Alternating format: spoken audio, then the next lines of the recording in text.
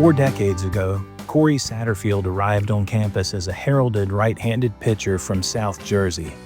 Recruited by Cal Koonce, a member of the 1969 Amazin Mets, and later coached by 1982 Cy Young runner-up Mike Caldwell, Cory enjoyed a career capped by leading the Camels to their first Big South baseball title in 1988 and earning all-conference and all-tournament honors along the way.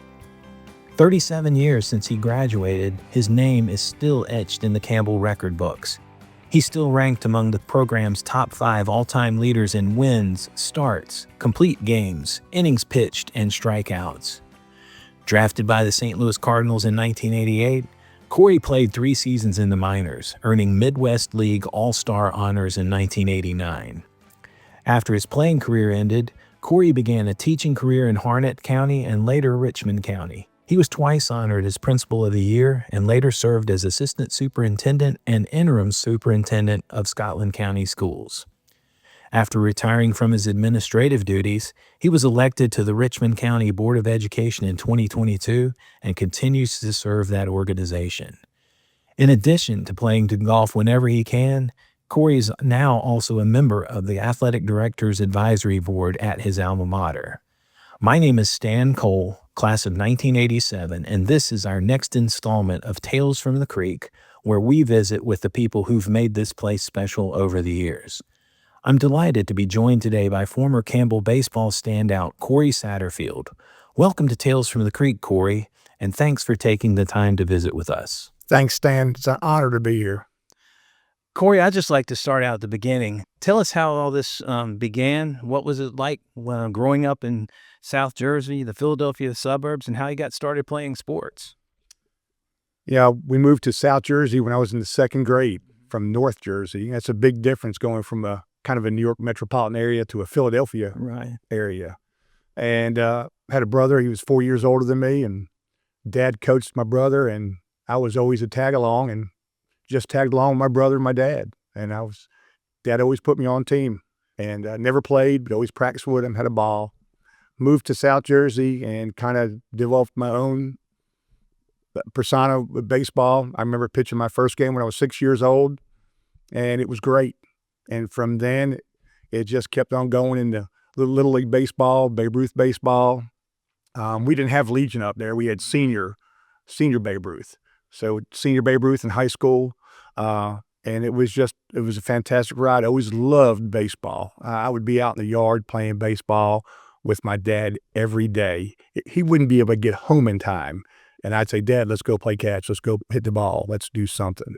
And being up in New Jersey, stickball was a big thing. Wow. So we would go outside and throw baseball against the garage, and he'd pitch and I'd hit, or I'd pitch and he'd hit. And it was a really good time growing up playing baseball. So favorite teams, favorite players? Great question. It's definitely the New York Mets. Mm-hmm. And a big reason why I'm at Campbell University today and 4 years and 40 years ago was Cal Koonce recruited me. And when he showed up at my house with that big old 1969 New York Mets ring, it stole my heart. Didn't even know what Campbell University was about. Had no idea where it was. Didn't know North Carolina, didn't know Bowie's Creek, didn't know Benson. And he sat at that table after watching me pitch, and it just kind of felt like that's my home. I always like to ask the question of who were you in the yard, or who were you in the driveway? Were you Tom Seaver pitching for the Mets, or who was your guy? Tom Seaver was my man. Right. Loved him. Actually, they auctioned a ball here one night 30 years ago. Tom Seaver, Hall of Fame ball. And I looked at my dad and said, we're buying that thing tonight. And we have it. It's still in my living room. Funny story about the New York Mets.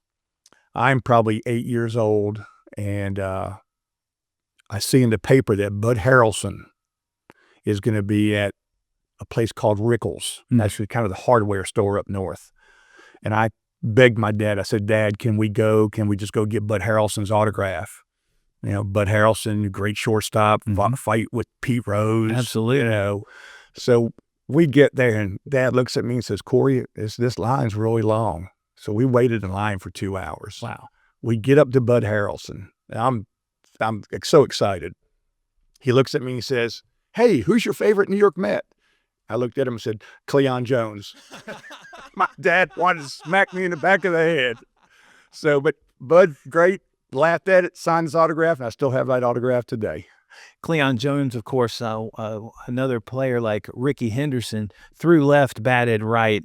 That's one of my Wes Parker for the Dodgers back in the 60s and 70s.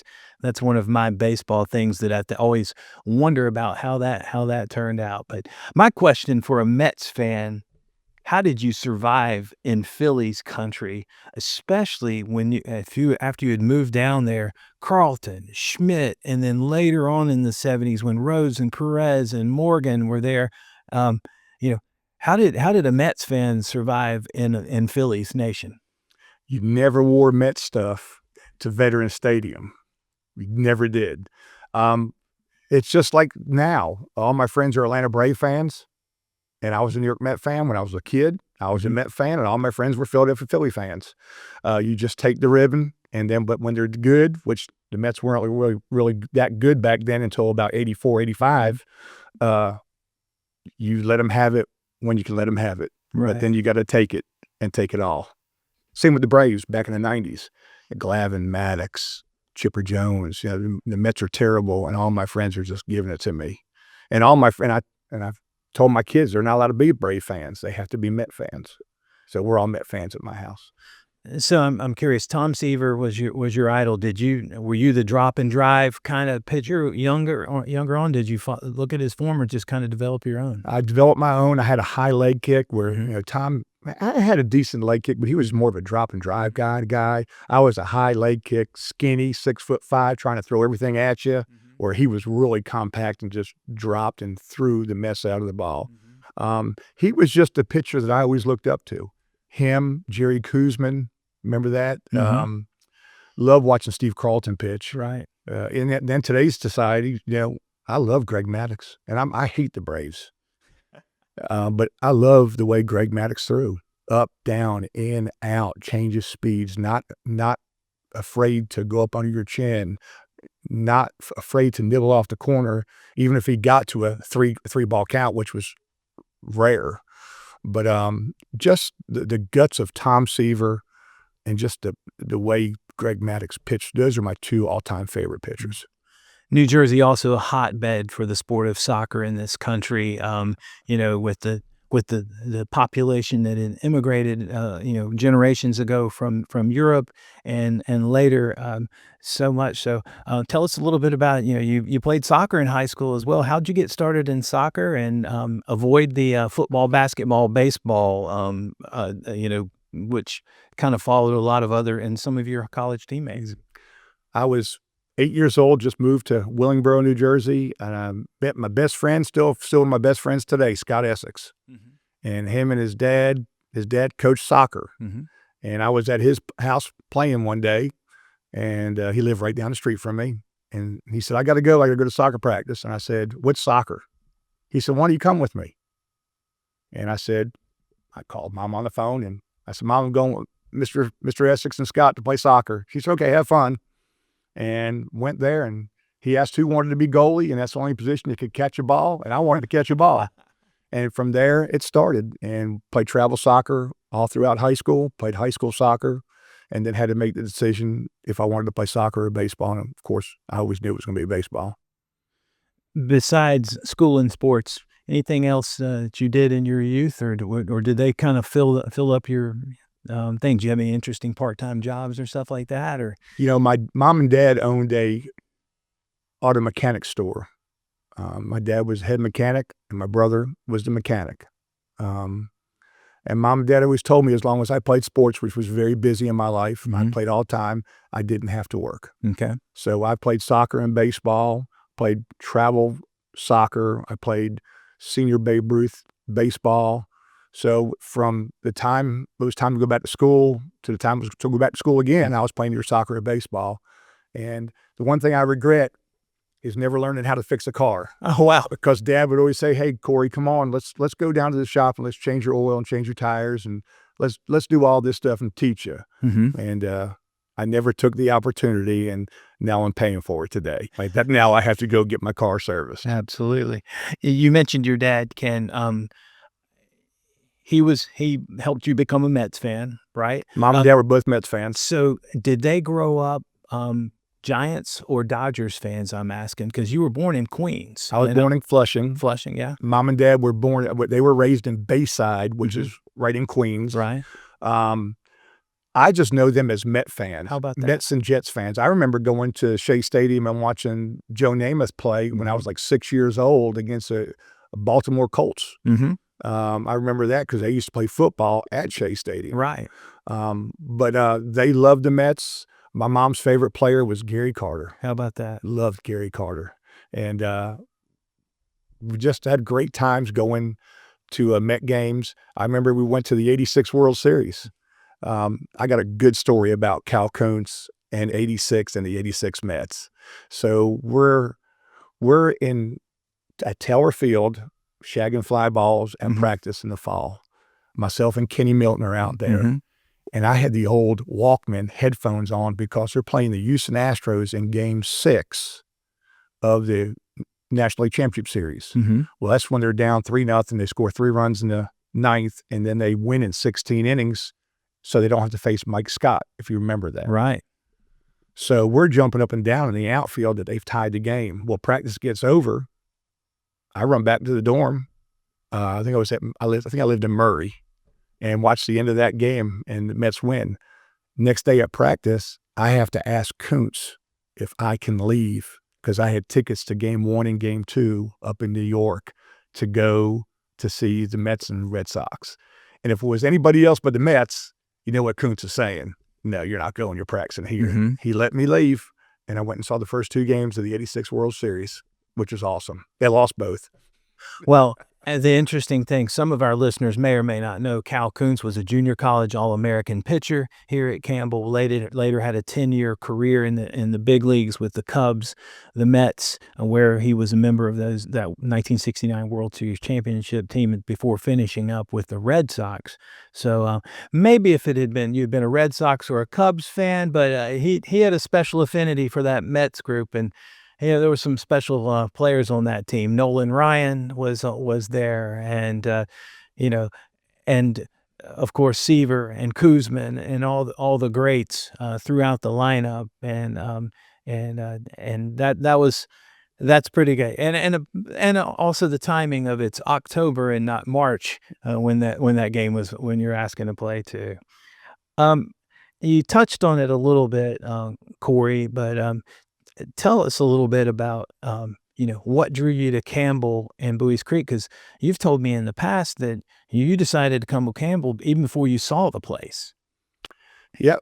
When he offered me the scholarship, and we didn't have a lot growing up, and Coach came and sat at my kitchen table and said, this is what we could offer, and it was basically all financial aid, and whatever I didn't get in financial aid, I could get in athletic scholarship.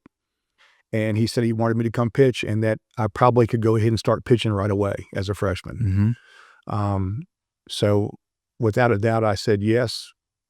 Campbell offered so many things that I didn't know of at the time. First of all, a major league pitcher, somebody who would coach me. Secondly, beautiful weather, because in New Jersey, you played for 4 months out of the year, and then it got cold and it was done. I would go play soccer to give me something to do. So when I came to Campbell and visited, I just fell in love with it, Actually, I think I told you, me and my mom came down and we rode through Benson on Mule Day, the first time we ever came. And I looked at my mother and I said, Mom, what are we doing? She said, give this a chance. And we got here, and just basically, 30 minutes after we got here, we loved it. And just met some valuable people in my life from Campbell. And Campbell, I owe everything to Campbell. I met my wife here, Pam Davenport. She was 87 graduate. Just like you said, she was with your wife in a dorm your freshman year. I got to play pro ball because of Campbell University. Have 2 amazing children. Have a 4-year degree that I've had a wonderful career in education because of that. My mom and dad, before they passed, they actually moved down here to Buies Creek and worked for Buies Creek and Campbell University. There's nothing in my life that happens without saying Campbell University. And I think that's huge. Pam and I were talking the other day. She's probably gonna get mad at me saying this, but I said it's time that I'm getting ready to be 60 years old. I'm gonna go get my first tattoo.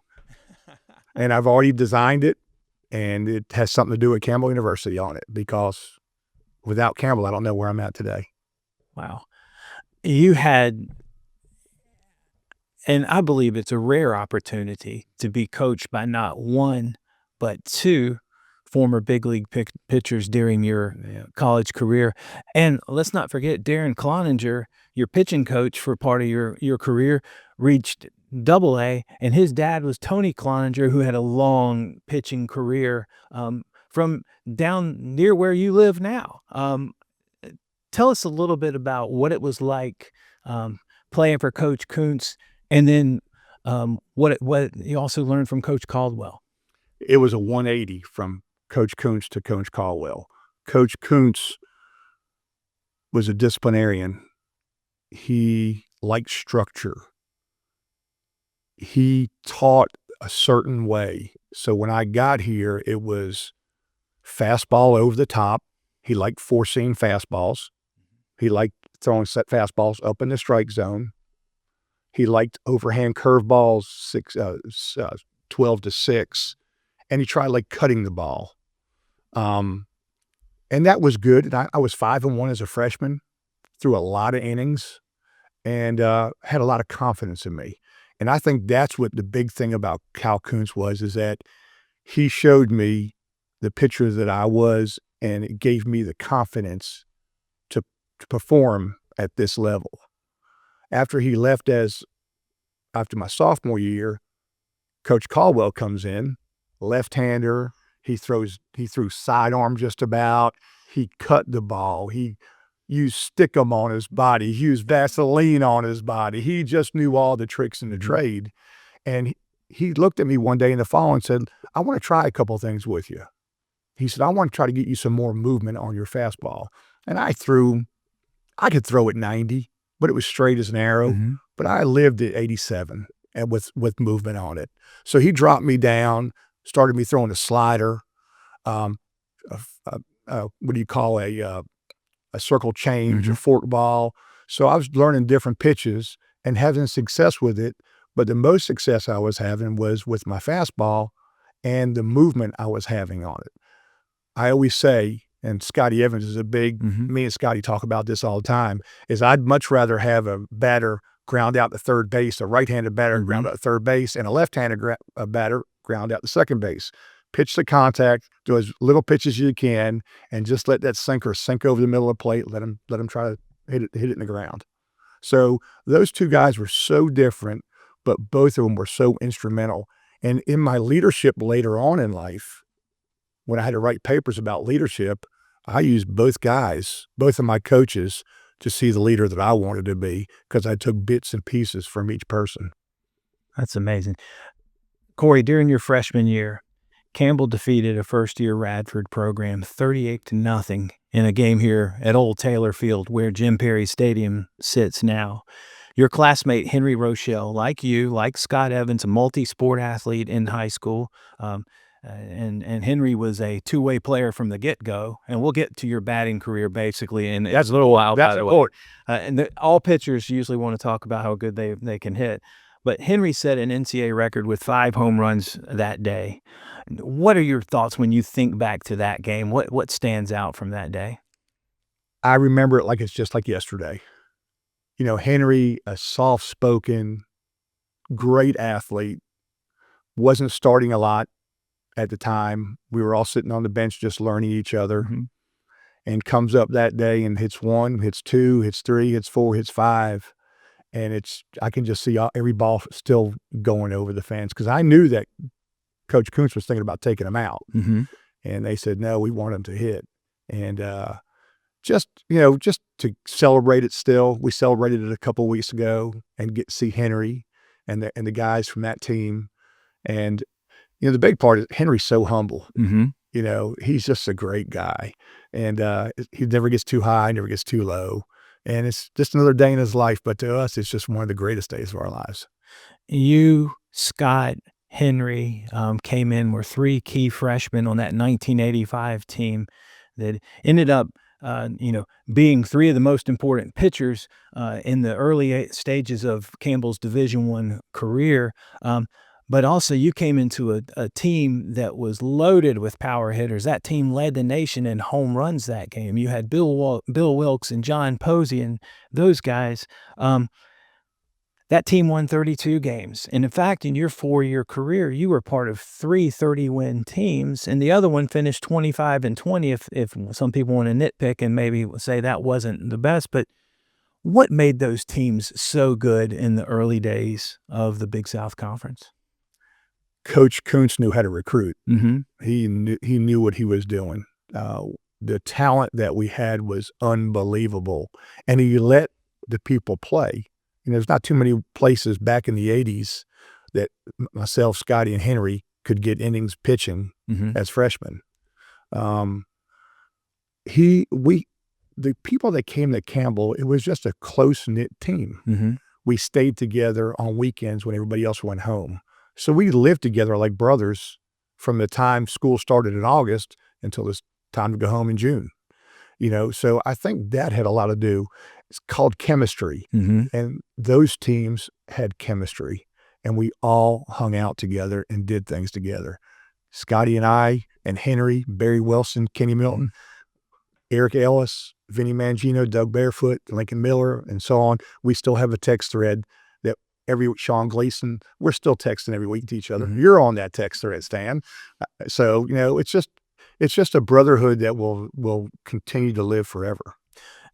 Henry mentioned when I talked to him not too long ago that Bill Wilkes kind of took him under his wing from a position player. Henry was playing right field and was mainly a relief pitcher early on, but Bill kind of made him feel accepted, in which he felt was almost strange coming from a high school mentality where he had played football, basketball, baseball, and the seniors kind of kept their distance from the freshmen. Did you have were there any pitchers in the upperclassmen that kind of, made you feel welcome or showed you the ropes a little bit? I'd say Marty Warren, Mm-hmm. Chuck Urban. Right. More so Marty. I played cards with him a lot. Doug Barefoot, who I still talk to. Doug was a sophomore when I was a freshman. We kind of had similar roles. We spot start sometimes. We'd come in relief sometimes. So those two guys would just offer their so-called expertise and what to do, how to work out, how to do things, and just good guys, people that I could look up to right now and just call their names out like that. Marty, Warren, yourself, I looked up in the record books for the 4 seasons that you were here, 9 of y'all went on to play. You and 8 of your teammates went on to play affiliated professional baseball. 6 of those guys, like you, were drafted. Randy Hood, who graduated in 1990, being the last to sign a pro contract of your college teammates. The facilities certain weren't the draw. What was the draw to come to this place? Taylor Field was a great surface field. Would had a chain link fence around it and barbed wire and wood bleachers, and then half the year was used as a soccer field. Mm-hmm. The draw was, for me, as I said, was Cal Koonce and playing baseball all year round. And then when I got down here, how nice the people were. Mm-hmm. You come from the north down to the south. It's a big change. Sure. Especially you come to, at that time, was a Southern Baptist school. Right. There was nothing like that in New Jersey. Mm-hmm. Basically, I never went to church when I was up in New Jersey. I remember going to see Dr. Stegall. Remember Dr. Stegall? Mm-hmm. The religion? I think it was religion. I think it was. And going to him and say, I'm scared to death of these religion 101 and 102 courses. Right. And he said, I'll help you. We'll get through this. And we did. So just to draw the people. Campbell is Campbell, Mm-hmm. and you know that, and everybody that's gone to Campbell knows that, and you don't know it until you get here. Hey Camel fans, this is Braxton Harris, and I've got one question for you. Are you ready for game day? Well, get your game face on because Campbell's 2025 football season is here.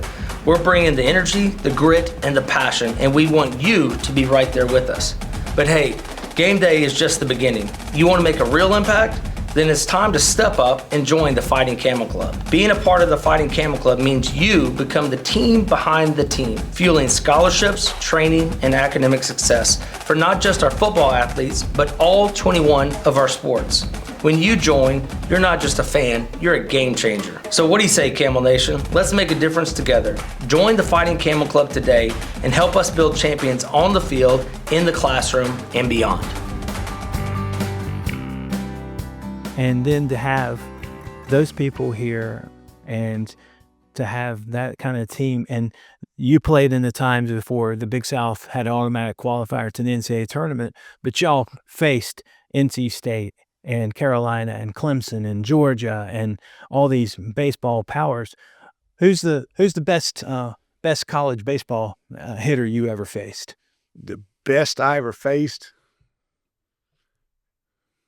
You know, that's a great question. I'd be honest with you, I really don't know, but I can tell you who I faced in the pros. Right. Luis Gonzalez from the Arizona Diamondbacks, Royce Clayton. Right. Some of the ones that I faced. Mike Fiore I played with, Brian Jordan. Right. But Luis Gonzalez is probably the best hitter. Jeff Kent. Right. Luis Gonzalez, by far, I think, is the best hitter I ever faced.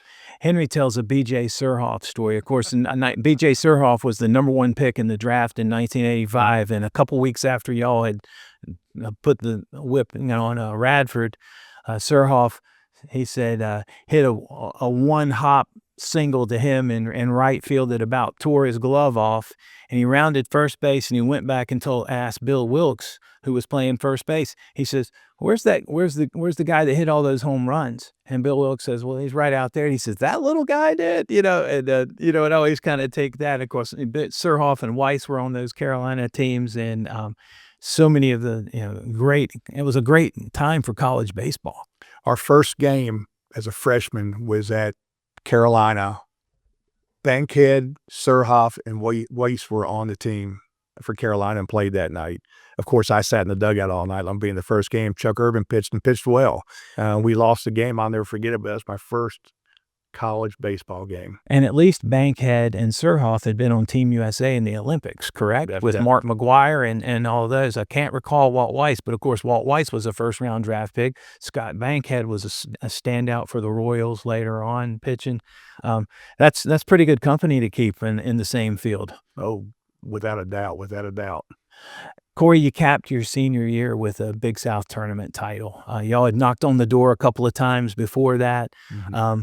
But it was a veteran bunch, juniors and senior laden. What do you remember about that run, that time? I remember that back in 1988, we had 6 pitchers that basically was the staff that year that threw over 20 innings. Myself, Scotty Evans, Barry Wilson, Kenny Milton, Henry Rochelle, and then Chris Wagner. Mm-hmm. And we had those 6 pitchers could have gone to a regional and gone and done something with that. Mm-hmm. We had 6 live arms. Furthermore, we had hitters like Bobby Palanchar, Chris Mitta. We had Randy Hood. Mm-hmm. We had the team to do it. And I'll never forget the run.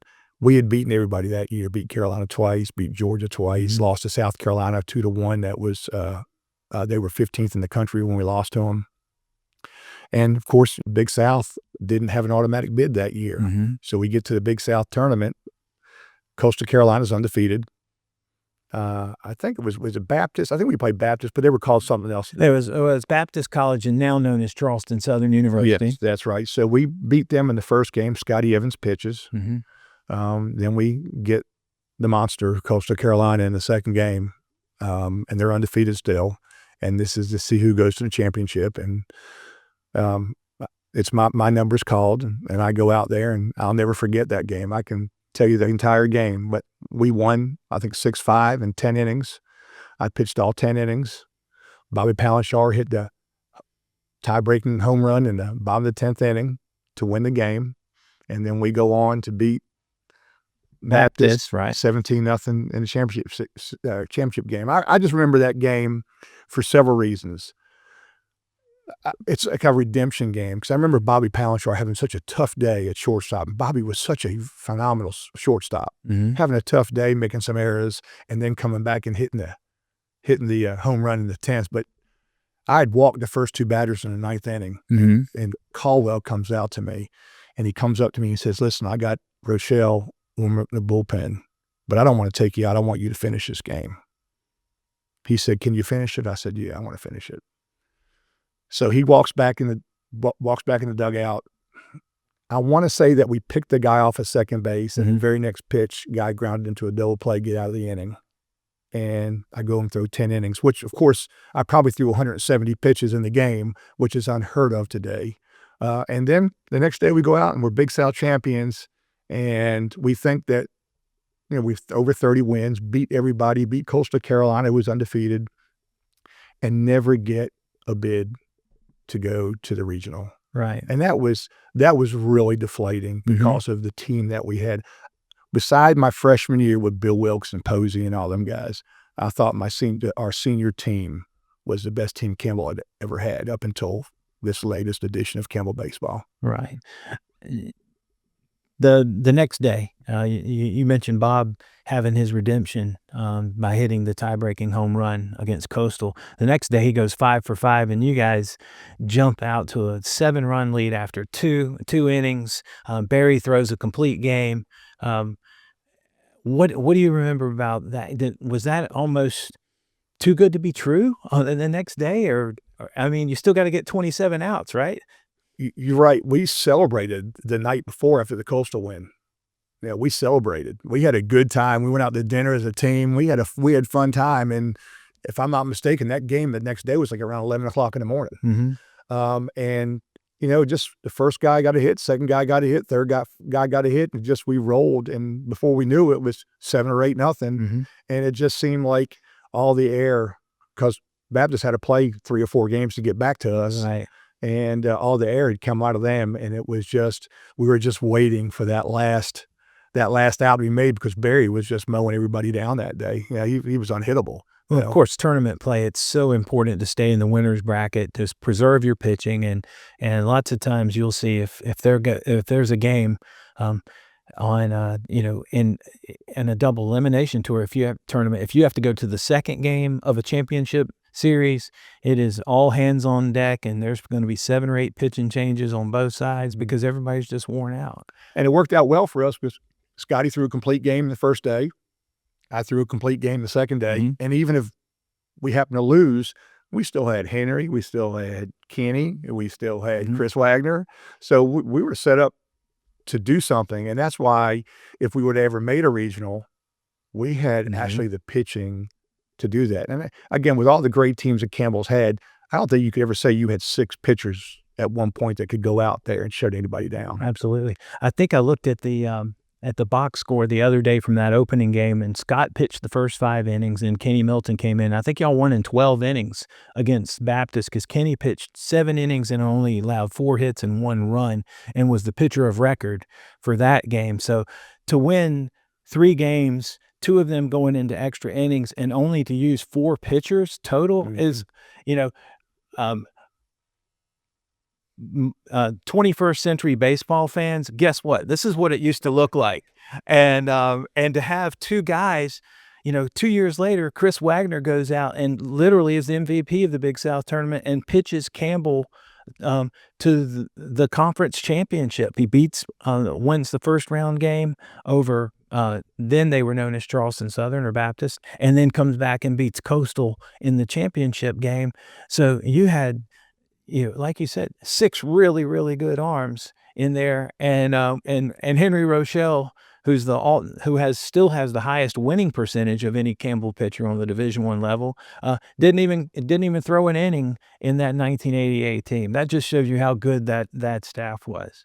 So getting around to the most important part here, I want to make sure that everyone knows this, and this is something that Henry talks about, and this is something that Scotty talks about, and you are not averse to discussing as well. But two-way players were a big deal. And coming up, usually the best athletes on the team are a starting pitcher who happens to play shortstop on the when he's not playing or somewhere else, and then and he's a standout hitter, and then we've taken to making people make the decision to focus, unless your name's Shohei Ohtani, something like that.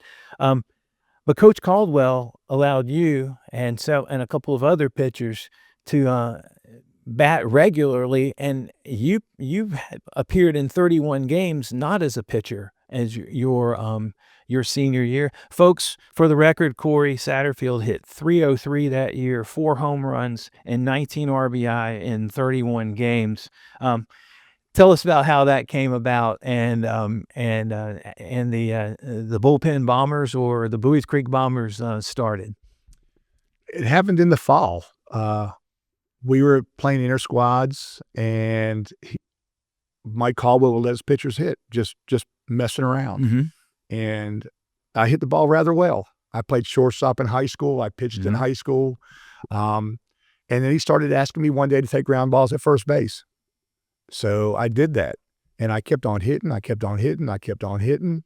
And I'd actually go work at hitting more and more and more.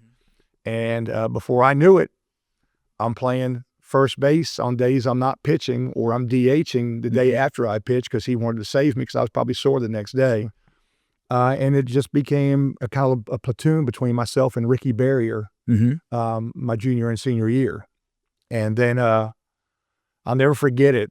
We're playing Radford our senior year, and we're in extra innings and we're fighting. We just got into a lull for about 2 weeks. Mm-hmm. And I remember David Snipes in the dugout, old sports information director, said something to the respect, "Boys, you better beat Radford. Y'all are not going to the tournament." And it got late, and Caldwell had made some switches, and he looked at me and says, "Can you play left field?" I said, "Well, I shag balls out. I've been shagging balls out there for 4 years. Why not go out there and play?" And we had him out second and third, 2 outs, and a guy a left-handed hitter hits a sinking line drive to left field. And guess who it finds? Mm-hmm. It finds me. And I don't know how I catch it, but I make a shoestring catch. We go in, win the game the next day.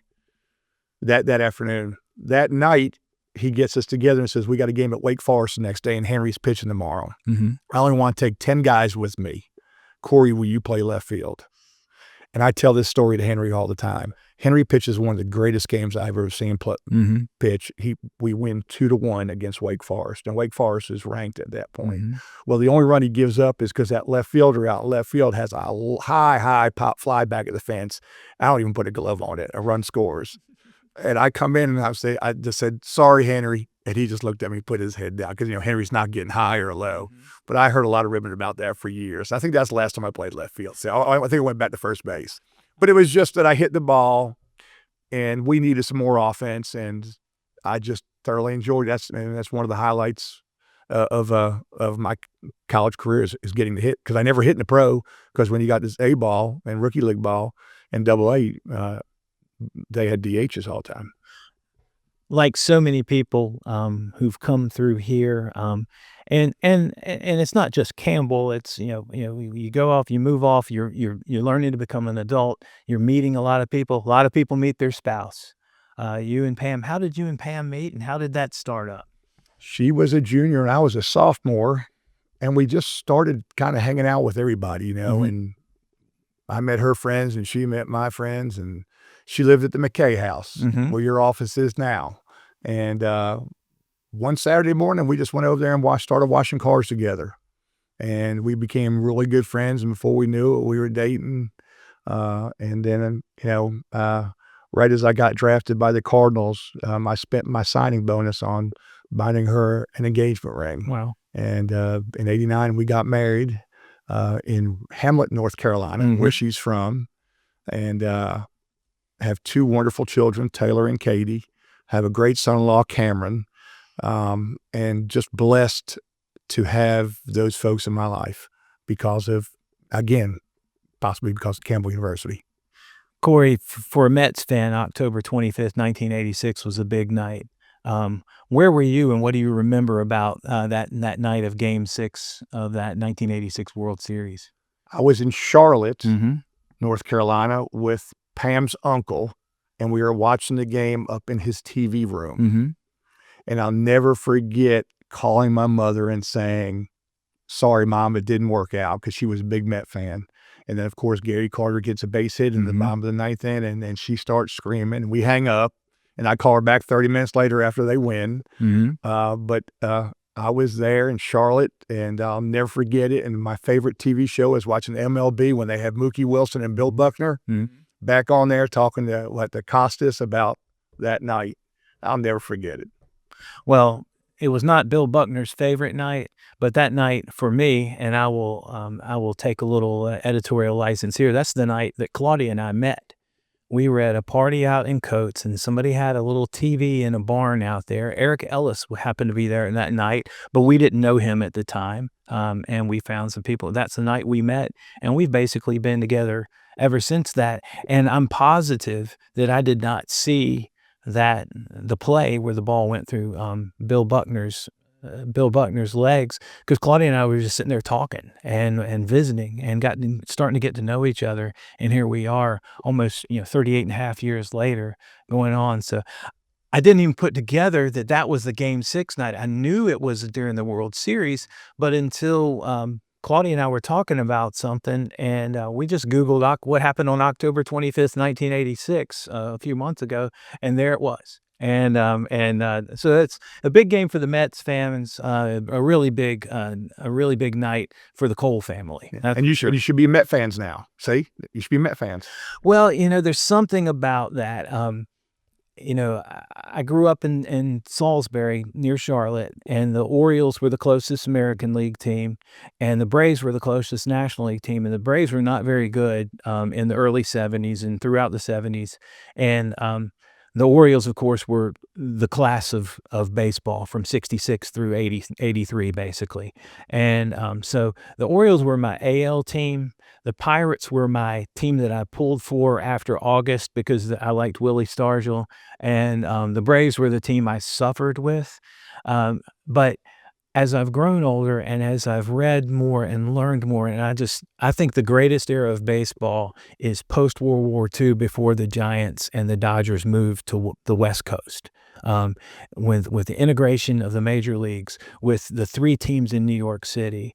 And so I've got a little soft spot for the Mets because of wearing the Dodger blue cap with the orange NY stitching like the Giants did. And, again, none of those teams were my favorite, but I think that's one of the most fascinating things that we learn about that. So, I guess, I do owe a debt of gratitude to the Mets, but I have a hard time thinking of them as being a fan of theirs, but I'm a fan of the game. And that is certainly one of the most notable things of the game.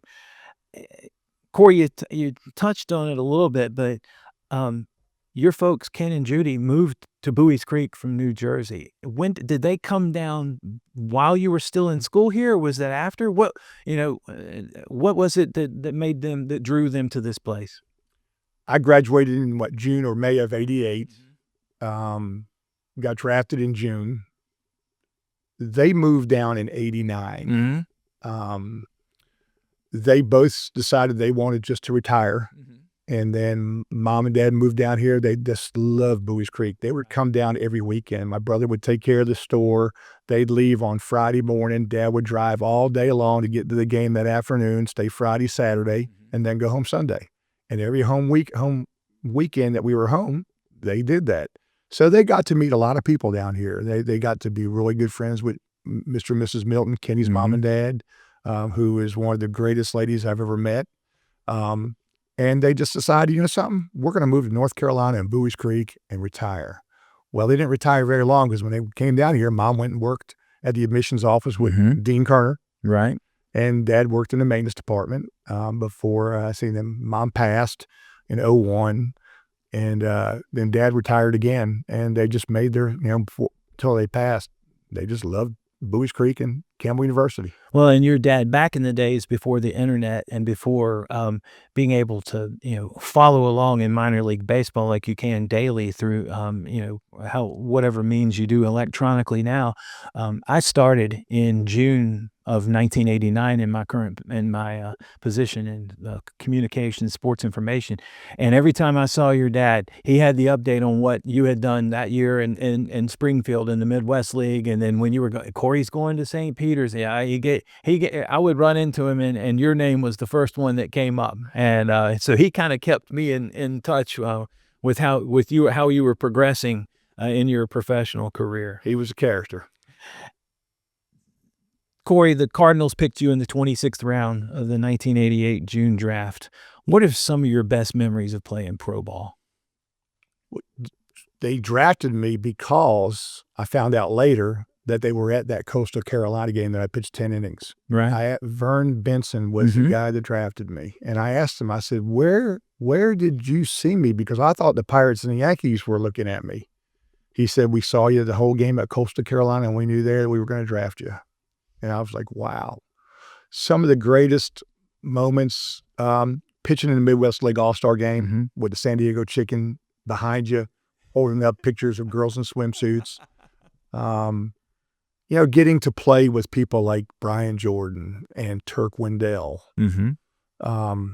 Playing against former teammates like Greg Cloninger. I played against Greg when I was with Springfield, and he was with Burlington Braves. And getting caught up with him that night, actually going out after the game and eating dinner together, and just, and bringing back memories of Campbell University, and both of us are playing. He did get a base hit off me that night, but I did beat Turk Wendell 1-0 that night. So things like that, being in spring training, having lifelong friends with some players, great story. So we're in Hamilton, Ontario. It's the first year we're in rookie league, and the living arrangements are brutal. Back there, and when you were in the minor leagues, no money, no living arrangements, long bus rides.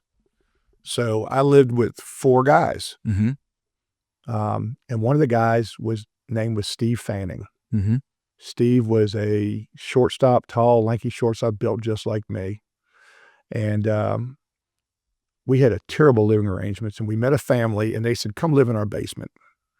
So we had a couch, a king-size bed, and a chair down the basement. So we would rotate every night. 2 guys in the king-size bed, 1 on the couch, 1 in the chair. So the moral of the story is I got to sleep with Steve Fanning in that king-size bed. Steve Fanning is the father of Dakota Fanning and Ella Fanning. And I still talk to Steve. Steve's a wonderful guy, and I still have a lot of friendships from the Cardinals. We go meet in Wisconsin, meet other places, go play golf. It's a lot of fun. So just those and meeting those people. Some games, I remember pitching against the New York Mets, the Little Field New York Mets, my first start ever. I pitched a complete game, 9 innings, 1 hitter, beat the Mets. Just things like that. Facing Luis Gonzalez, Royce Clayton, who was a 15, 18-year Major League All-Star. I remember pitching in a double-A game in spring training, and I faced Tommy John. Wow. He was down on a rehab assignment right then, and he couldn't throw it through a side of a barn, but nobody could hit it. It was amazing sitting in that dugout watching him pitch. That was probably one of the highlights of my career, just watching him during spring training game. A lot of folks now don't understand just how tough of an assignment it was to be you were paid a part-time salary. You had a tiny per diem to eat on each day during your time in the minors, because now so much money is tied up in sports, and rookie contracts are so big, and signing bonuses for top round picks are multi-million dollars. I think you've shared a story with me in the past about what your per diem was in St. Petersburg for spring training. You didn't get paid during spring training. you got a per diem. I think it was like maybe $8 or $15 a day, something like that. So when you'd get to the clubhouse in the morning, because you had to be there at 7 o'clock in the morning, they would have soup in St. Petersburg, Florida, might I add, and oranges. So you would eat soup and oranges when you got to the field house. And then when you left, because spring training, if you weren't playing, you were gone by 11 o'clock. So you had the whole day. So we'd take our $8 and we'd go to McDonald's or Burger King or something like that, eat something quick, maybe go to the beach, hang out, then get something for dinner, which you have $4 or $5 left, and you're going back to McDonald's or Burger King again. Wow. And then when the season starts, they're paying you $750 a month.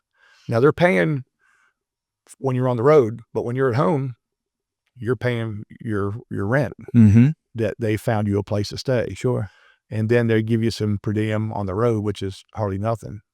So yes, if it wasn't for Pam Davenport Satterfield, because we had gotten married and she didn't come with me, she kept on working in Raleigh. Right. So with the credit card bills of her flying everywhere every other weekend to see me, it's a haul. It's a tough minor league baseball back in the 80s and 90s until recently they've changed it, was not a good thing. The only good thing about playing minor league baseball was you got to play baseball. Right. Cory, when your professional career came to a close, you got into education. How did that path come? Did you know that you wanted to get into teaching or coaching when you after your playing career was done? Playing with the Cardinals, you had to work some morning camps for kids. I just fell in love with it. I fell in love with teaching the game and being around kids. And when I got done, I just knew that that's what I wanted to do, but I needed to student teach because I couldn't student teach while I was at Campbell because I was playing baseball. Right.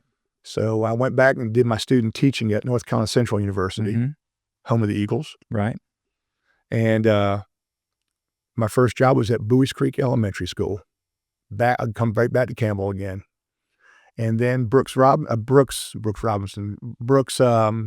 Matthews, thank you, was the athletic director at Triton High School and offered me to come there. And I was a varsity assistant baseball coach and the varsity soccer coach, and just fell in love with it. I had 3 great years there. And then Pam had the opportunity to go be the CFO of Richmond County Schools.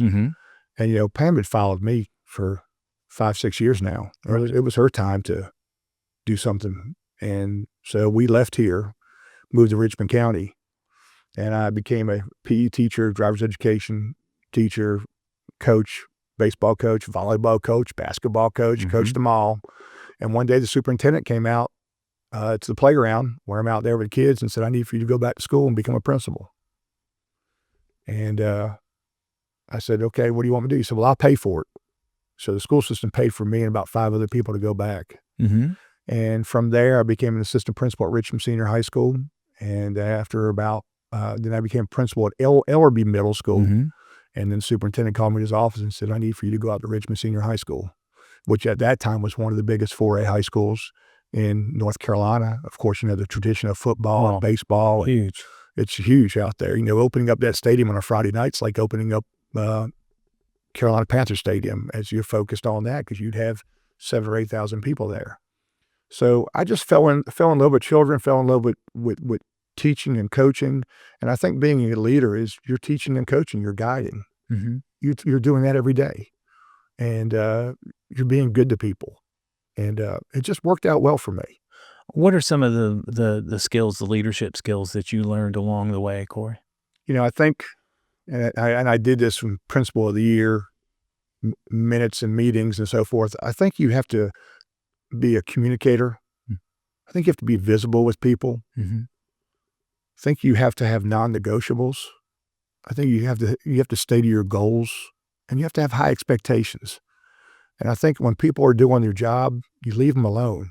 You tell them thank you for what you do. Keep on doing a great job and give them whatever they really need to do.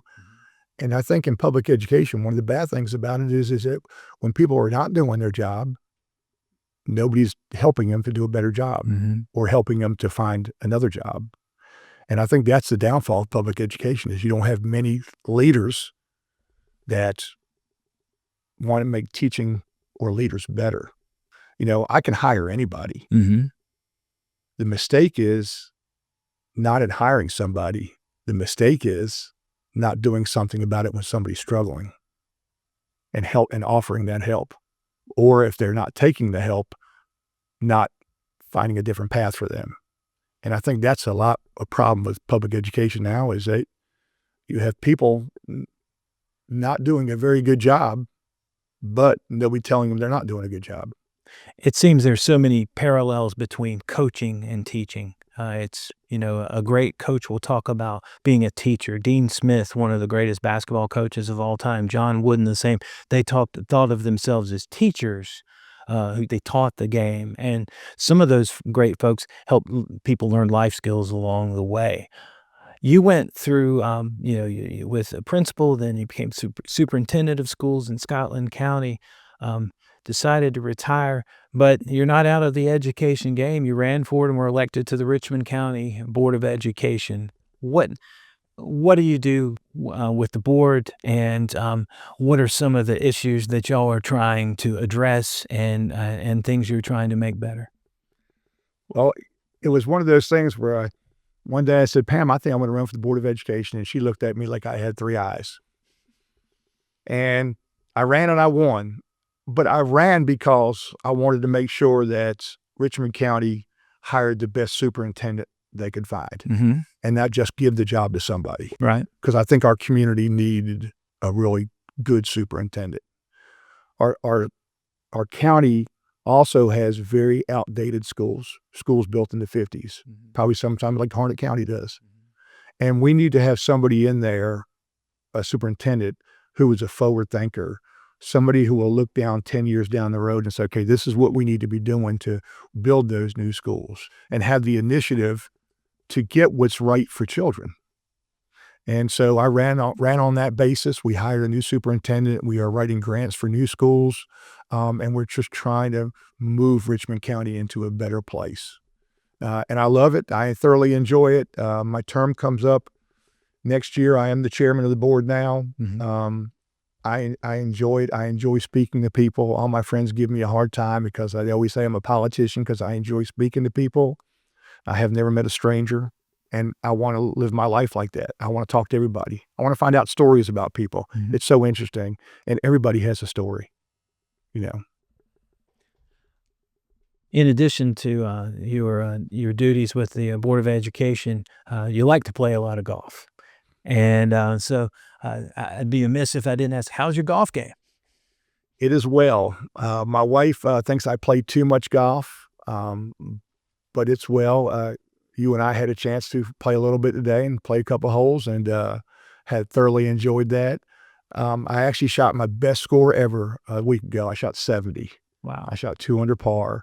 I had been at 72 several times, 71, but I could never get it below, but I did it a couple weeks ago. I'm playing 4 or 5 times a week.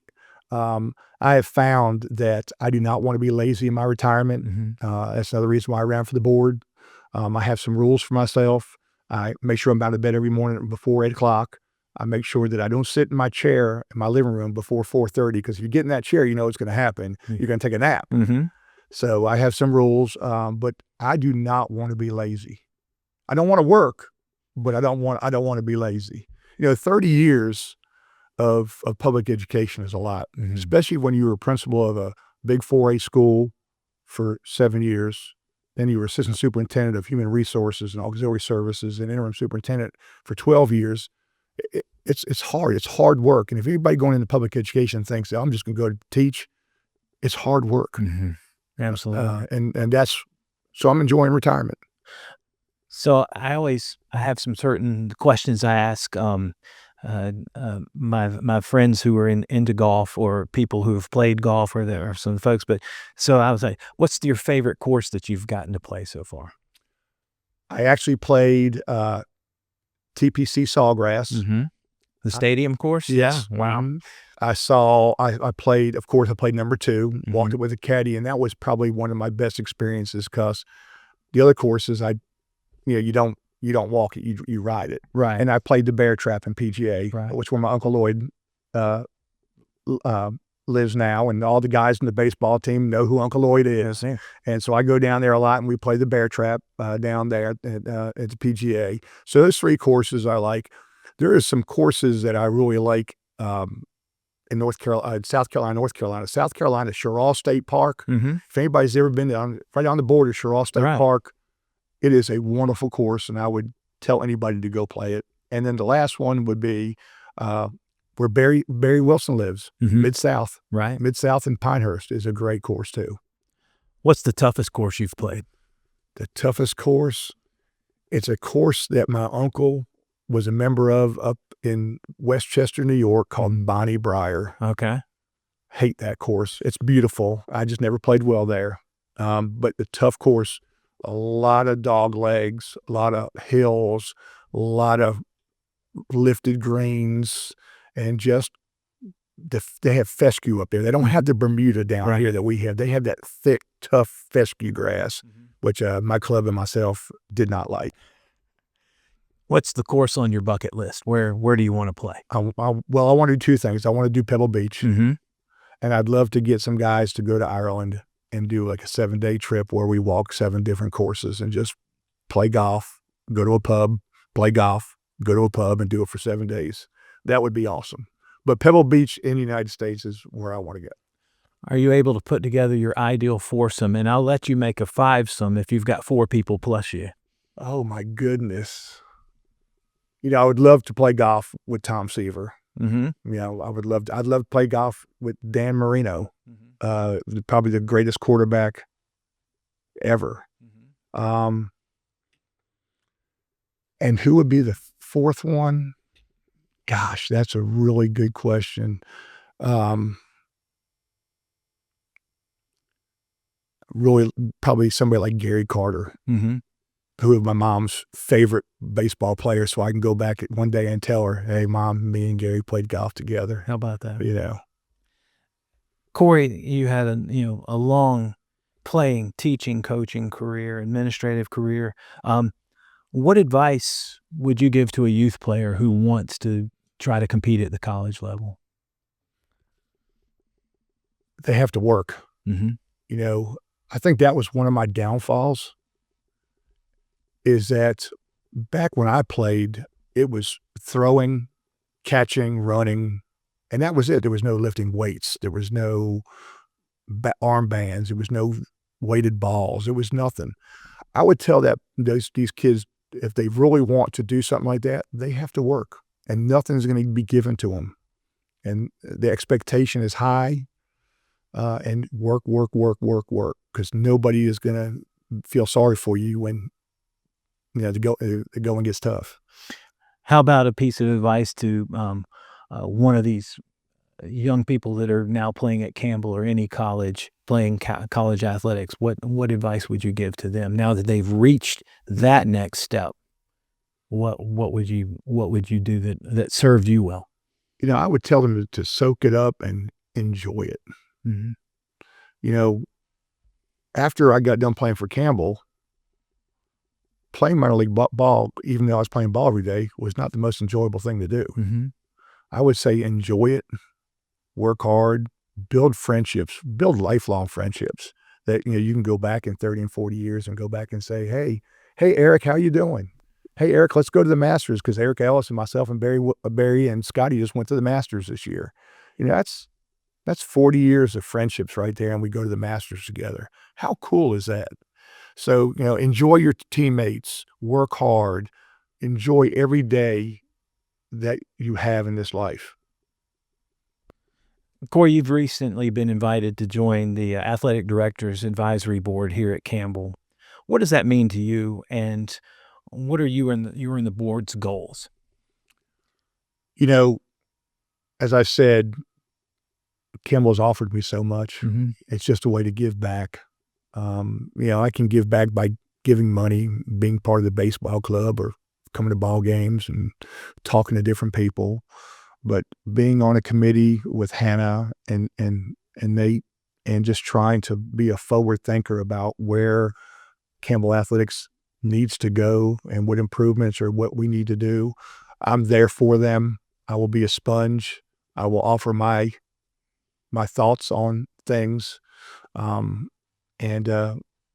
see where Campbell can go in the next 20 years, because from where they were with old Taylor Field and the soccer field at the baseball field to what it looks like now, if they can make that big jump and then keep going, the sky's the limit for Campbell University and little old Bowie's Creek. Finally, Cory, can you put into words how Campbell University and this Bowie's Creek community have impacted your life? Wow. It's offered me to be sitting here with you today, Stan, retired at 60 years old, with a great career, with a great family, meeting so many different people.